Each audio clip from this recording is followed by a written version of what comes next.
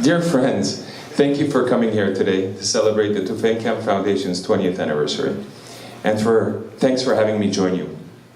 Over the years, I've spent a considerable amount of time and effort lending my vocal support to the growing movement of environmental activists in Armenia. We all know that based on its landmass and amount of deforestation that pervades, Armenia already has more mining licenses than it should. Some are active, some not. Mining licenses were given out like chiclets during the previous regime, with very little benefit to the state coffers and with questionable independent environmental assessment reports. Save Terut Forest was the first initiative that I got involved with years ago. After years of protests and the mine doing its damage to the environment, it took a young Danish activist who interned at Civilitas in Armenia to report back the terrible environmental impact of the mine, causing the Danish state to pull its investments and in turn causing the mine to go offline. The Armenian state wasn't paying attention to its own activists, while the more transparent Danish state was. I personally don't believe in any type of mining, especially open pit mining, which renders a long-term, I don't believe that any type of mining renders a long-term benefit to any country.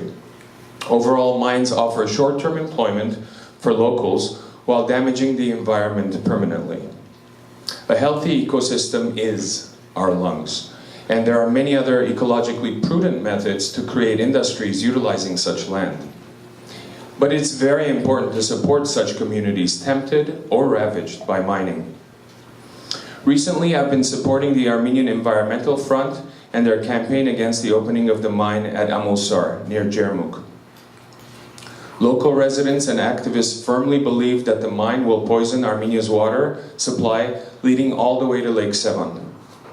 The new government of Armenia itself has been doing great due diligence in bringing in experts and commissioning their own environmental impact assessment to see whether the mine should be allowed to be open or not, against fierce international pressure, I might say, specifically by the United States and Canada, who have vested interests in the mine.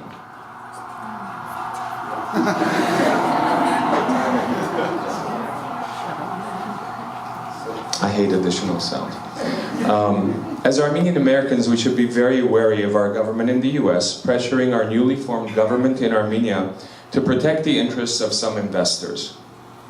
Let me remind you that virtually all mines in Armenia are foreign-owned.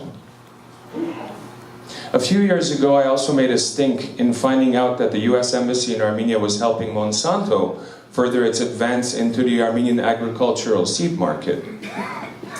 Which brings us to another point. Armenia also needs proper legislation against genetically modified foods, or our apples there will never taste the same again. You guys know exactly what I'm talking about. I think we're all extremely thankful that since the revolution, we have such a government in place that is trying to do the right thing for all of its citizens in Armenia.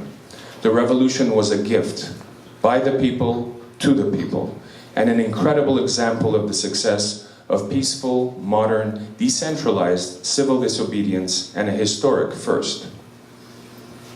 James and I have sat down on numerous occasions at his hotel in Armenia, where I love to go, and discussed the Tankian Foundation's responsible mining legislative drafts.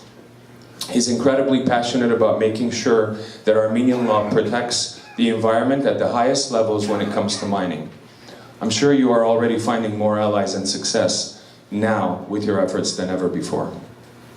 I've also had the unforgettable privilege of going to Artsakh with the foundation to hand over the keys of a home to a displaced Armenian family from Baku.